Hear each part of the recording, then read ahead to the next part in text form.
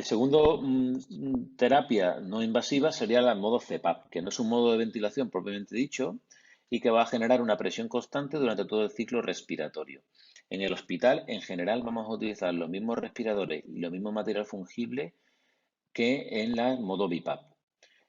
La configuración en estos pacientes es presiones altas de CPAP entre 8 y 12 centímetros de agua, igual con el oxígeno que haga falta para mantener las saturaciones de 93-95%.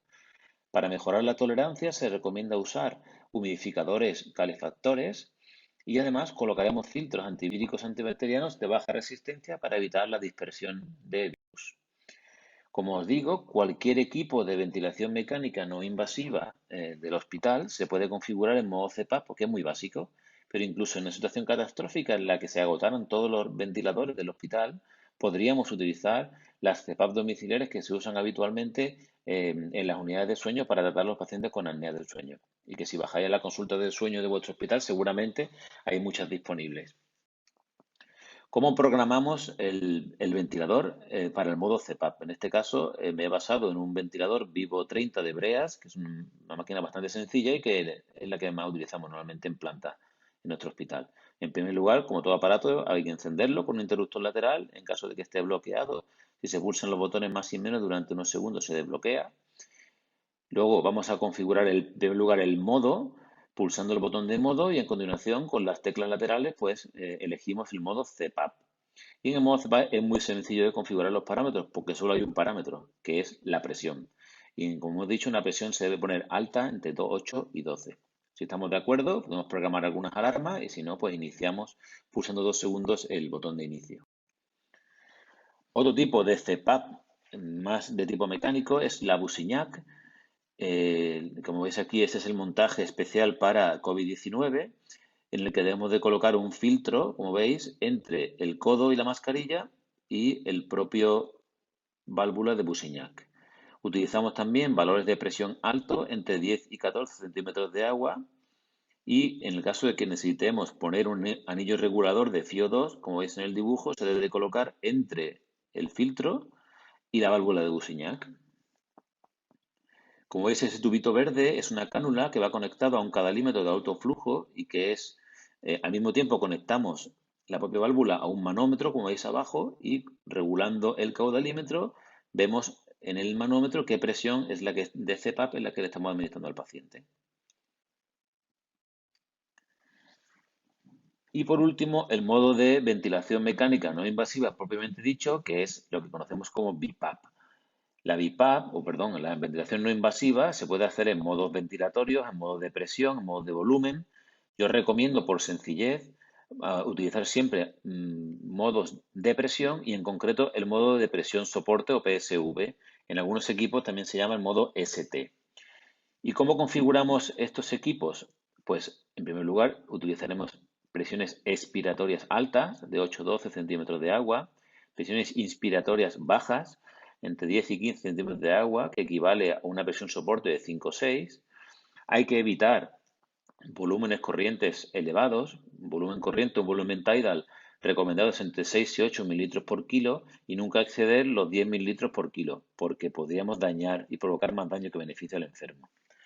En el caso concreto de los pacientes EPOC con fallo respiratorio hipercápnico, no se recomiendan utilizar presiones expiratorias superiores a 8.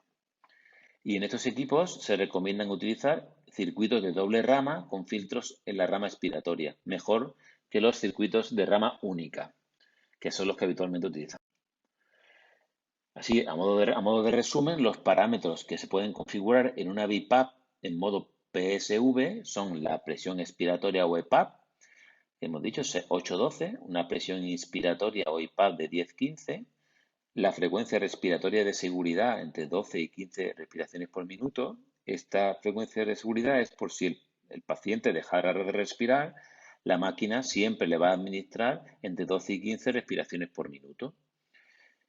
El tiempo de elevación, que es el tiempo, la rampa desde la EPAP hasta la IPAP, en estos enfermos debería ser corto.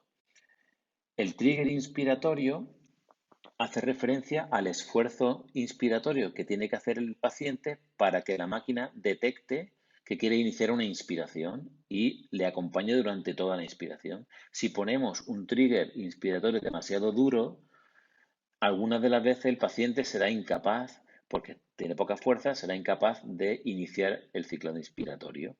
Por lo tanto, debemos de configurarlo en forma sensible. Y lo mismo con el trigger expiratorio, que es otro gatillo, en este caso el gatillo que va a hacer pasar desde la fase inspiratoria hasta la fase expiratoria. Y debemos de poner también un trigger bastante sensible, si es posible. ¿Cómo programamos de forma práctica el modo PSV en la BiPAP? En nuestra BiPAP, pues igual, encendemos, desbloqueamos. En el modo, elegimos el modo PSV, en este caso, y a la hora de pasar al botón de configuración, vemos que aparecen muchos más parámetros, que son los que hemos hablado, la IPAP, la EPAP, la frecuencia respiratoria de seguridad, el tiempo o la rampa de elevación, el trigger inspiratorio. En este caso, este aparato no te da tiempo, va regulado desde 1 hasta 9. Bueno, en este caso, como hemos dicho que queremos que sea sensible, lo ponemos bajito, 2 o 3. El trigger expiratorio, entre 3 y 5. Y para no liarnos y para no hacerlo más difícil, dejamos en off la configuración de los tiempos inspiratorios. Podemos además, si queremos, programar algunas alarmas de bajo flujo, de fuga alta, y si estamos de acuerdo, apretamos el botón de inicio durante 2 segundos y ponemos en marcha el respirador. Durante el funcionamiento del respirador, esta es la pantalla de monitorización donde vemos que hemos elegido el modo adecuado, vemos el volumen corriente que está haciendo el enfermo, que os recuerdo deben de ser bajos, protectores, entre 0 y 4 y 0,6 litros, la fuga que te presenta el paciente y que debe ser la mínima posible, la frecuencia respiratoria del paciente y la relación entre la inspiración y la expiración, que normal es 1,2, 1,3. Durante la monitorización del equipo podemos modificar los parámetros sin tener que apagarlo. Un punto muy importante, sobre todo en el tema del COVID, donde hay riesgo de infección y dispersión de aerosoles, es elegir correctamente la interfase. Y por eso, según la recomendación de los expertos, la interfase de elección es el Helmet. ¿Por qué? Porque es la que menos fugas presenta. Lo que pasa es que es raro disponer de Helmet normalmente en los hospitales. En segundo lugar, de elección sería la mascarilla facial y en tercer lugar, la mascarilla nasobucal. Es muy importante que estas mascarillas o estas interfaces no tengan fugas. Normalmente, en la ventilación normal, en pacientes que no son COVID, vamos a utilizar mascarillas que tienen orificios expiratorios y válvulas antiasfixias, que son puntos por donde se produce una gran cantidad de aerosoles. Y con presiones altas que utilizan nuestros enfermos, el riesgo de transmitir el virus es alto. Por lo tanto, tenemos que hacernos con mascarillas faciales y nasobucales especiales, que son aquellas que tienen el codo azul, no tienen válvula antiasfixia y no tienen orificios expiratorios. Sellan bien la vía aérea del paciente. Por lo tanto, no se pueden utilizar ni mascarillas nasales ni mascarillas nasobucales con fugas. Es muy importante, por lo tanto, utilizar filtros. Hay muchas marcas y todas son buenas. Deben de tener una eficacia de filtración alta. Idealmente deben de ser de baja resistencia, porque si tienen resistencia muy alta, hacen que las presiones que programemos en el aparato no sean las presiones que le llegan al enfermo. Por higiene y por seguridad debemos de recambiar los filtros cada 24 o 48 horas. Como hemos dicho antes, idealmente deberíamos de utilizar circuitos de doble rama, porque los circuitos de doble rama no tienen fugas, por definición. En este caso pondríamos filtros o bien junto o debajo de la mascarilla o bien dos filtros en cada una de las ramas en la entrada y la salida del respirador. Pero lo normal y lo que vamos a utilizar nosotros habitualmente son los circuitos de rama simple, que son las de las BiPAP básicas. En estos casos, para hacer el montaje, debemos de acordarnos de poner un filtro en la salida del respirador y luego tenemos que colocar otro filtro junto a la mascarilla. Hay dos formas de ponerlo, o bien en línea con la tubuladura, como es en el primer dibujo, ¿vale? Que se rodeado por el círculo amarillo y justo debajo, rodeado por el círculo rojo, tenéis el orificio expiratorio que hemos creado con una pieza en T. El paciente está aislado con el filtro. Y otro sistema, otra forma de colocar el filtro sería colocarlo directamente en el puerto expiratorio. Lo que queremos es favorecer que el paciente expire y que no haga rebreathing, pero aislarlo o evitar la dispersión de partículas. Otras piezas que nos pueden hacer falta en el montaje son los tubos de oxígeno, tubuladuras, humidificadores, las conexiones de oxígeno o las conexiones en T que las estamos utilizando para crear el orificio expiratorio. Y luego la aerosolterapia, en caso de que tengamos que administrar aerosol a nuestros enfermos, lo que se recomienda siempre que sea posible, el cartucho con cámara espaciadora, sobre todo cuando utilizamos el alto flujo, que el paciente tiene la boca libre, o en el caso de utilizar circuitos más cerrados, debemos utilizar nebulizadores de malla vibrante, como el que pongo en el dibujo. No se recomiendan los nebulizadores tipo jet o los ultrasónicos, que son los jets son los que habituales que vemos en la planta, los que generan la nubecita. Esos no, porque tienen riesgo de dispersar los aerosoles con COVID. Entonces, antes de iniciar el aparato, antes de poner en marcha el aparato, debemos de seguir unos puntos y no olvidarnos de ninguno de ellos. En primer lugar, explicar al paciente, a sus familiares, el tratamiento que vamos a hacer y cuáles son nuestros objetivos, monitorizar al enfermo adecuadamente, colocarlo en posición de semisentado, elegir la interfase mejor para el paciente o la que tengamos disponible, pero siempre acordaros de que no pueden tener fuga, codo azul, comprobar el montaje, que está todo bien puesto, los filtros. Ajustamos los parámetros del respirador y las alarmas, aplicamos la mascarilla suavemente sobre la cara del paciente, buscamos también, hay diferentes tallas, hay que elegir la adecuada, y finalmente ajustamos los arneses, ni muy apretados para no provocar lesiones, ni muy blando que tendría muchas fugas, y ponemos en marcha el respirador. Bien, una vez iniciada la terapia, no podemos dar el botón e irnos. Hay que quedarse en la cama del paciente para ver que el tratamiento está siendo adecuado. Hay que vigilar la interacción entre el paciente y el ventilador, vigilar si haya sincronías y corregirlas, ver si hay fugas, colocar bien la mascarilla.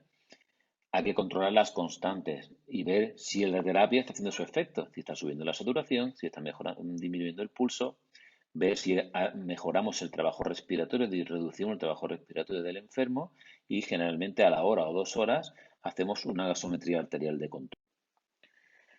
Así, a modo de resumen final, os pongo este algoritmo que ha creado el Grupo Multidisciplinario Español de Expertos en Terapias Respiratorias No Invasivas, que yo he arreglado un poquillo para simplificarlo. Ante un paciente con insuficiencia respiratoria hipoxémica o hipercápnica secundaria COVID-19, si el paciente es candidato a la UCI y ventilación mecánica invasiva. Si no es subsidiario de ingreso en UCI, es cuando nos tenemos que plantear iniciar el soporte ventilatorio con terapias no invasivas.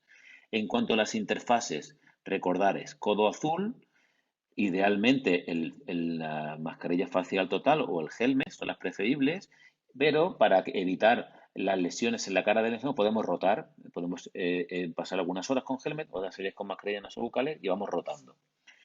Y además también podemos hacer una estrategia de rotación entre las diferentes terapias de protección pulmonar. Es decir, inicialmente la ideal es la terapia de alto flujo, salvo los pacientes con hipercapnia, pero también si el paciente se va agotando de alto flujo, podemos pasarle unas cuantas horas al modo CPAP con los parámetros que ya hemos dicho antes. En el caso de un paciente que esté con ventilación no invasiva, con BiPAP, pues también podemos hacer periodos, como he dicho antes, de descanso con el alto flujo. Pasado una hora o unas 2 horas desde el inicio de la terapia, valoramos clínicamente al paciente y gasométricamente. Si mejora, es decir, si se reduce la frecuencia respiratoria y mejora la disnea y mejora los aspectos gasométricos, podemos mantener el tratamiento no invasivo y vamos rotando las terapias. Si no mejora y el paciente no es candidato a UCI, lo único que podemos hacer es ajustar parámetros.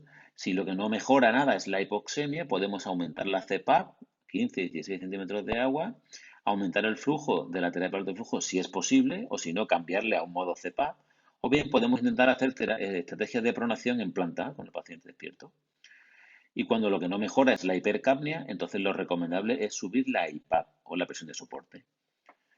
En caso de que no vaya bien, pero el paciente sí que hay posibilidad de ir a UBI, por supuesto, trasladamos a UBI, iniciamos una ventilación mecánica invasiva.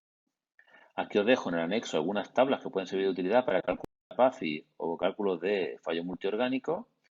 Y nada más, desearos mucho ánimo y esto lo vamos a superar más pronto que tarde. Muchas gracias a todos, espero que os pueda servir esta guía y aquí tenéis mis datos por si queréis poder contactar conmigo.